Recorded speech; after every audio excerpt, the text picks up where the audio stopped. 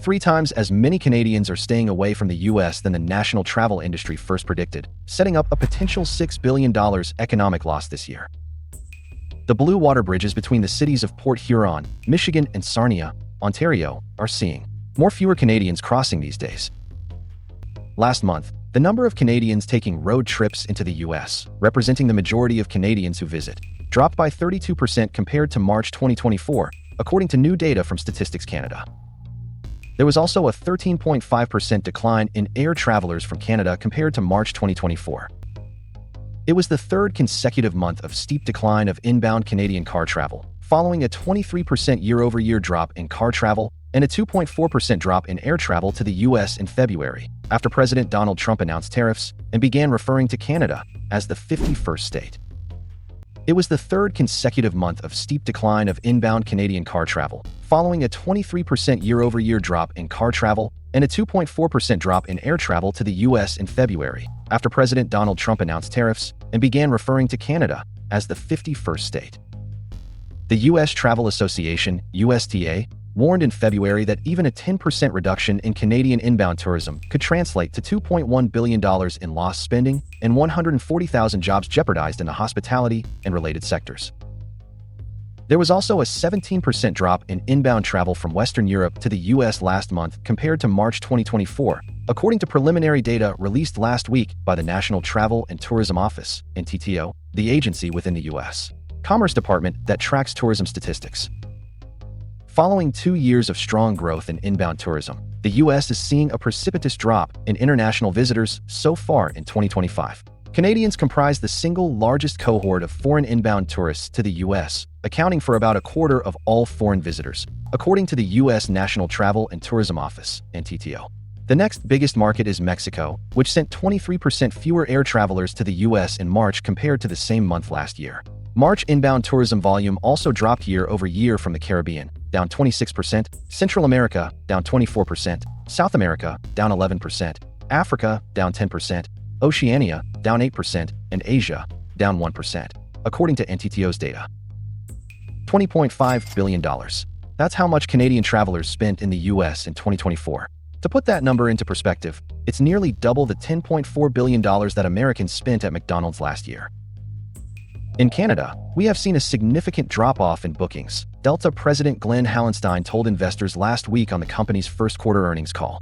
In response to flagging demand, airlines like Delta and United are paring back on their Canada-US flights. Notably, United Airlines has a major partnership with Air Canada, which reduced its April 2025 capacity on Canada-US routes by more than 63,000 seats, per data from Visual Approach Analytics. Delta has a partnership with the Canadian airline WestJet, which reduced its capacity this month by nearly 12,000 seats. An additional 30,000 seats were collectively cut in April by Canadian carriers Flair Airlines and Air Transat. The hit comes at a time when airlines are already reeling from declining domestic demand due to the Trump administration's tariffs. Whether the Canadian travel boycott will escalate further heading into the peak summer travel season, there are already signs of significant decline in flight bookings into June. An analysis by Cirium found that third-party flight bookings made in the first quarter 2025 for travel in April through June are down by 21% from major Canadian cities to key U.S. destinations. It's not the full picture, of course, noted the study's authors. Only the airlines have the full view of what the actual decline looks like. It started as a trickle, but now it's a flood. Canadians, once some of the most loyal visitors to the U.S., are vanishing from American beaches, malls, and highways. And no one saw it coming this fast. In March alone, nearly 900,000 fewer Canadians crossed the border compared to last year. That's a 17% drop in a single month. And if you're thinking it's just a one-time dip, think again. Summer airline bookings from Canada to the U.S. are down by 70%. That's not a fluke. That's a full-on retreat. So what happened? What made the friendliest neighbors in the world suddenly pull back? The fallout no one expected. At first glance, you might blame it on the economy, inflation, or even gas prices. But the truth runs deeper, and it's far more personal. A growing number of Canadians say it's not about the cost of travel, it's about how they feel treated.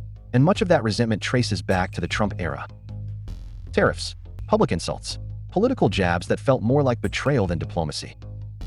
One Canadian tourist put it bluntly, "You don't treat your friends like this." And now, Canadians are responding with their wallets. Border towns are bleeding. In places like Palm Springs, Buffalo, and Bellingham, business owners are sounding the alarm. These cities once depended on Canadians to fuel their tourism economies. But now, they're seeing the lowest visitor numbers since the pandemic lockdowns. Duty-free shops are empty. Hotel bookings are stalling.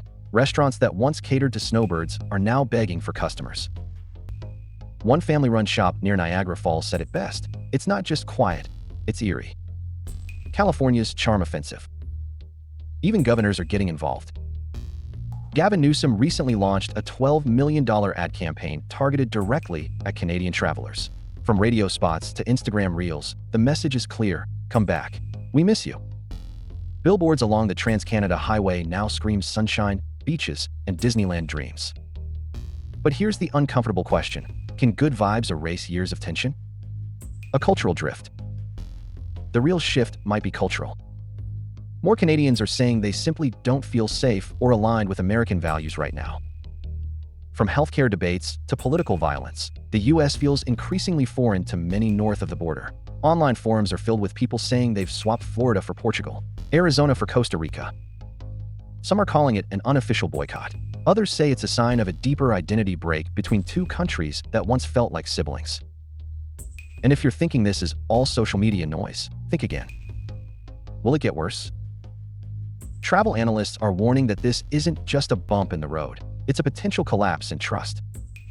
Unless serious gestures of goodwill are made, we could see a multi-year decline in Canadian tourism to the U.S. That would mean billions in lost revenue, especially for small businesses and seasonal towns. And here's the kicker: many of those towns have no plan B. So what does this all mean? This isn't just about plane tickets or empty hotel rooms. It's about loyalty, trust, and whether the U.S. and Canada are quietly drifting apart in ways that might be impossible to fix.